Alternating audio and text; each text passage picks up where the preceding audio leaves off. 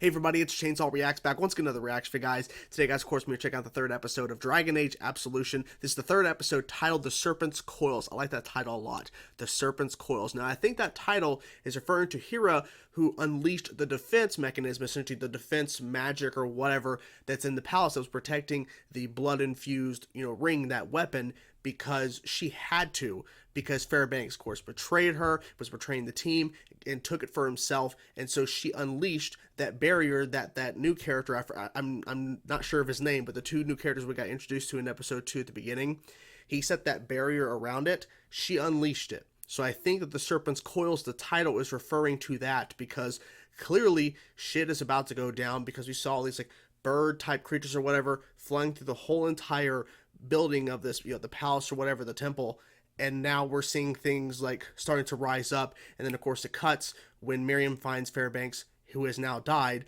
and then who comes walking in is Roland and the other guy, I forget his name, and they're like, what the fuck? And then it cuts away. So I think the implication is they think that she killed Fairbanks.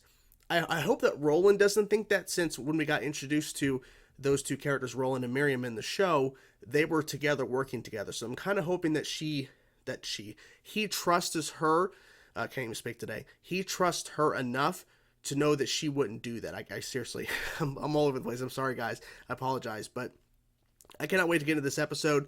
I really enjoyed the first episode. It's a great introduction, like I was saying before in my previous videos. Episode 2 turned up to 11. A lot of crazy shit went down. And now we're at the halfway point, which is kind of crazy. It's only 6 episodes. I hope we get more, hoping they announce a season 2. But here we go, guys. Episode 3, The Serpents Coils. Let's go. Yeah, it doesn't look good, because she's holding it and he's dead. Okay. Where's Hira? Screw Hira. You still have a dead body to explain. I didn't kill him. How do you explain that? What happened?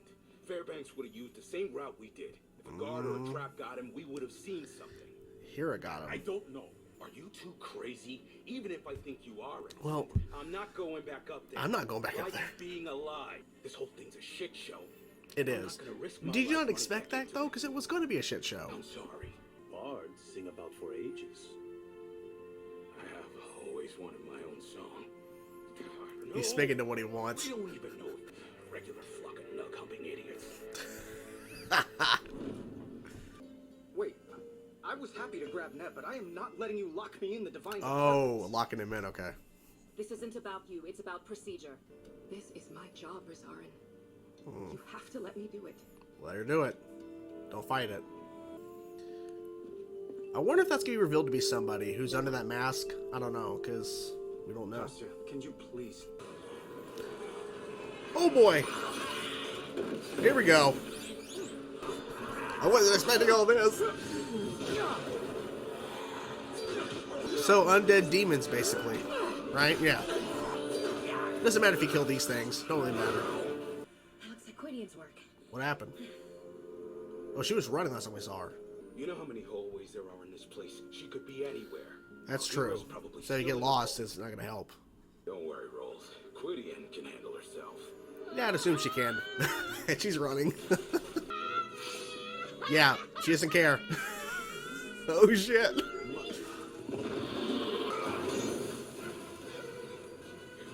You think it's okay to breathe this shit? Probably not.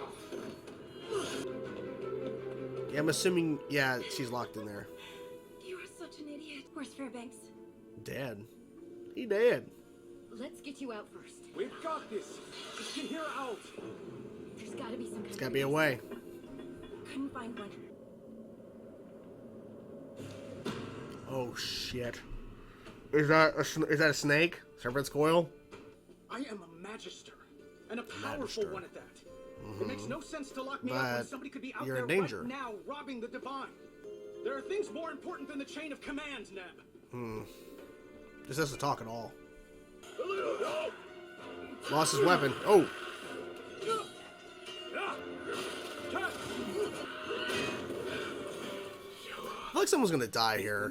I just don't, it just doesn't feel good. They just keep coming. There's no stopping them, I don't think. We can't hold them off forever. There's gotta be a way, though. Maybe we can blast it. Not if you want me to stay in one piece too, but you can still save the mission. Sacrificing herself. Come on, don't do this. Come on. Fairbanks. He was hurt too. Gave the circulum to me, then died in my arms. You have the circulum? I don't care about the circulum. Well, you have to. Because I don't trust anyone else. Only trust you with it. So remember, my crewmates trying so hard to rip me to pieces. Oh my god. It doesn't matter what's on the other end of your blade. Nice maneuver. She's using it as a training mission though, which is weird, but okay. Nice save. That thing, whatever that is. Still running. Watch out. Ooh!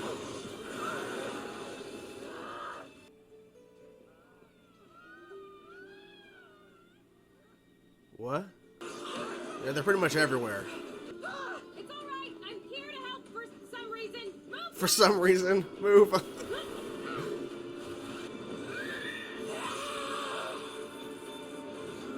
Come on, dust for brains. Whatever it is, it's not good. Uh-oh. Oh, it's not a snake, it's a fucking dragon. Okay, it was that dragon. Okay, that makes more sense. Oh. He's fucking pissed. Oh, he's pissed. Oh, he's pissed. Ooh.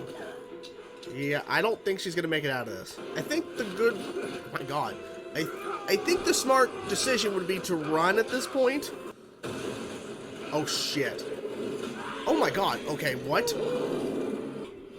Rose, what are you doing? Yeah, what are you doing? Improvising. Oh! Time's up! Yep. What are you doing? Yeah, what are you doing? Saving you, Oh, Hira. and now you're losing her. I didn't expect this to happen, but then again, I think it makes sense, I guess.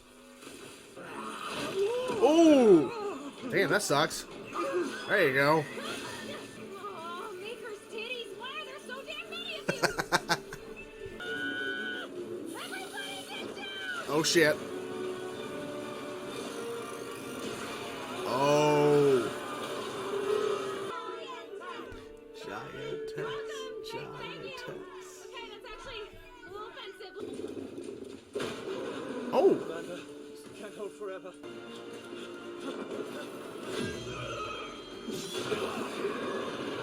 Nice. I was expecting him to turn around and grab him or something. Ooh. Ooh. This place really is. It's her. It's her. What about Fairbanks and Hira? He's dead and she's trapped. Now Yep. go. What? We gotta go. I said go. Holy shit. They went this way. You did this, didn't you? You're the reason Technically, my friends no. are dead. Put the Well, bow down, kid. Rhythmic. Perhaps I missed my calling. oh, never mind. I thought it was the woman in the flashbacks. Welcome home, sister. Sister?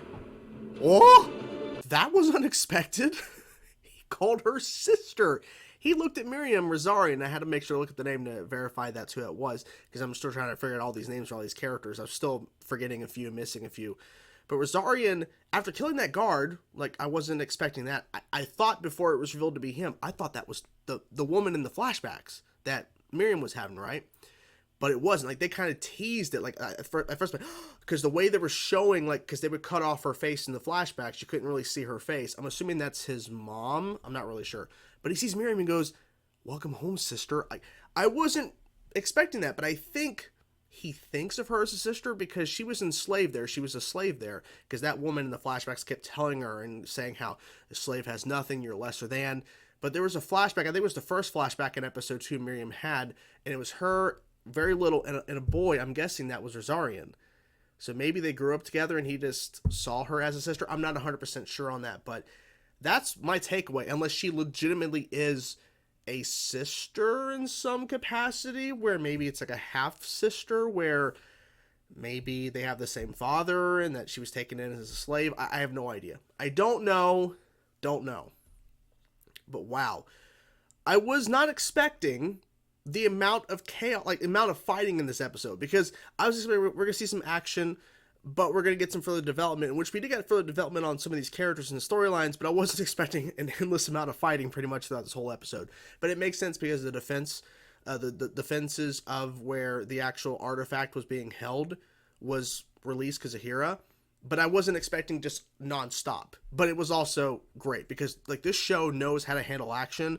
So I'm not really complaining too much because it was fun as hell to see all these characters and getting annoyed and pissed off and like, we gotta go. And there's constant like rumblings of the entire building and everything. And it's because, and I thought it was going to be a snake, even though we kept seeing a dragon statue down there where the actual ring is, right? But I kept thinking, oh, it's the Serpents Coils, like that title. I'm like, okay, so there's like a snake or something, right? No, it's that dragon come to life. And the dragon still hasn't breached. It still hasn't reached out of like its inner cave system or whatever down there where the artifact was held and everything.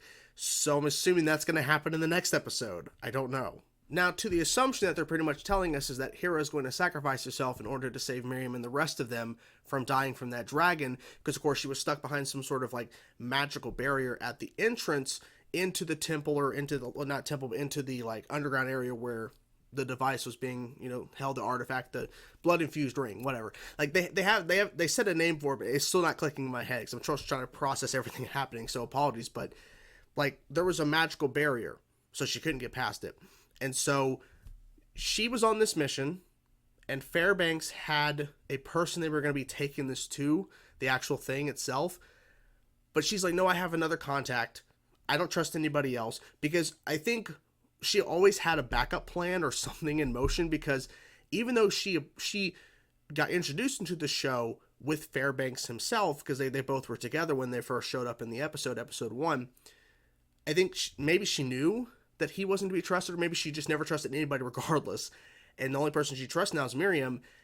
And I'm thinking at this point, the team itself, the 4 members now who were running away together towards the end there, I feel like there's no one in that group that's going to betray one another, because literally, as I predicted, in the opening, we had Roland, and I forget the other character's name, apologies. He was not trustworthy of Miriam, but Roland is. And Roland immediately started to defend, saying, no, I know her well enough. She would not have done this, and it's really sloppy. Those are not stab wounds. It wasn't her. And he's still kind of questioning it, but he's like, well, I don't know. And then, of course, he doesn't want to go out fighting. And Roland's like, well, I can write a song about you. The bards could be singing about you. He's like, I always wanted a song written about me. And so that basically scratched an itch, if you will, in terms of something he wants done in his life. And so he's like, if I go out there in this grand battle, I'll be in a song, right? So the fighting ensues. Everything goes down. And I'm kind of glad we got past that point of literally, because they could have easily, shows love doing this. Shows and movies too love where it's clear someone needs to be the person of reason to understand that what they're seeing is not truly what's happening, in regards to Miriam standing over, like basically not standing, but kneeling over Roland's, these names, Fairbanks' body. They could have easily made it to where Roland and the other guy was going to be debating for a couple of minutes and wasting time, but thankfully it got passed pretty quickly, because Roland's like, nope, I trust her, blah, blah, blah, we moved on. So that was good. The fighting was great, especially Quiet, I think, or whatever her name is. She's running like crazy, because she was running in the second episode at the end there. She's running away, and we see all these undead, like yellow-fied demons or whatever. And of course, we see that giant red thing that first emerged in episode 2. We get to see some other creatures as well towards the end there, and they're all just like appearing nonstop. Like they literally just keep coming. And at one point, I think Roland even says, does it seem like they're getting faster? Like they're getting more aggressive and they're harder to kill? And that's potentially yes. I don't know, but they constantly keep showing up. And what I like too is that it's probably pronouncing it incorrectly, Quieten, but she was running. She kept hearing people yelling, like people who need help, and she finally ran back and saved them and everything, and used a metal rod to use her the lightning, her magic. And I like how they use magic in this show, because not everybody in this show has magic, right? It's only a few select characters that we've been introduced so far that can use magic, right? So I like the fact that it's kind of a balance to where we have some characters who literally can use magic, but it seems the undead demons, of course, are being killed by the magic and everything, that there's so many of them that it's, you know, it's not like an easy one and done, even though that she found a way to do it, but it took some time, right? But we have these other characters who have like a long sword, a battle axe, daggers, like they have to actually do physical hand-to-hand combat, right? And so I like that there's a balance there, because if everyone was able to use magic, then none of this would have really been a threat, right? And for some reason, I was expecting someone may die here. Like, in terms of, like, Fairbanks is already dead, but someone may die during this fight, but maybe that's going to happen later, because we're technically still not done, because now we're in kind of a lull, slowdown moment for a second, because now we have a major plot point of where Rezarion, I think that's how I pronounce his name, sees Miriam and recognizes her immediately. So, and he killed that guard. He killed that guard that we saw a little bit of, that was helping with, I don't know her name, but she was the woman that was introduced with him in the second episode, and put him in his like protection room with a guard that I guess is like a loyal soldier or whatever, and she needed him protected. He's like the magister or something. She's like, you're the highest ranked one here, like a sorcerer or whatever. I think magister is the word or something they used, but he's very important, and it makes sense because I think he is like royalty there. I think he is, and it would make sense that if the whole entire place is under attack by these undead things, based off of what we were seeing and the dragon that's coming, he needs to be protected. But if the dragon breaks through, there is no protection. Like, he couldn't be in a room and a dragon's gonna go, all right, he's in that room, I can't attack him. Like, a dragon would not care. So I feel like the dragon's gonna break loose. It's gonna be bad. It's gonna be really, really bad. I'm curious to see, like, who is the person Hira wanted Miriam to take the ring to? Who specifically? Because she said who it was, but I'm curious if this person can actually be trusted or not. I'm not 100% sure on that. But yeah, it's getting pretty intense. It's getting pretty intense. Like the show is making me care for these characters. Fairbanks, I mean, look, I was just curious about this team, but with him betraying course and everything, I'm like, okay, well, they went the route of the leader. But I was expecting somebody else, but I wasn't sure who. But like, I don't want nothing to happen to these characters, but now seeing the whole thing with Miriam and Rezarion having some sort of connection, like, I feel like Miriam is safe in terms of dying because she's the main character, but I feel like Roland potentially is going to go, and I feel like the whole Hira thing, we haven't seen her dead yet, right? We haven't seen her dead. I don't think Hira, sorry, I got distracted, I was trying to look at the time. I don't think Hira is actually going to die, though, because we didn't see her die yet. Now, she could die in episode 4. She could die in the next episode when she gets down there and there's the dragon and everything, but I feel like something's going to happen to where she's going to be able to get out. But I don't know, because they're heavily implying she's dying. But we've seen fake outs before. So, but overall, I really enjoyed this episode. I really enjoyed how intense it was and how we were able to get past some of the hurdles, if you will, in terms of, I don't know if I trust her, blah, blah, blah. It's like, I do trust her. She didn't do this. And then the reveal there at the end where he's like, I'm going to kill the soldier, which, okay, not really trustworthy. And then he recognizes Miriam, so I want to know. So what do you guys think of this episode? I'm curious to know your thoughts, guys. Whatever thoughts you have, please let me know in the comments below. Hope you guys saw the reaction. Talk to you guys soon. Peace out.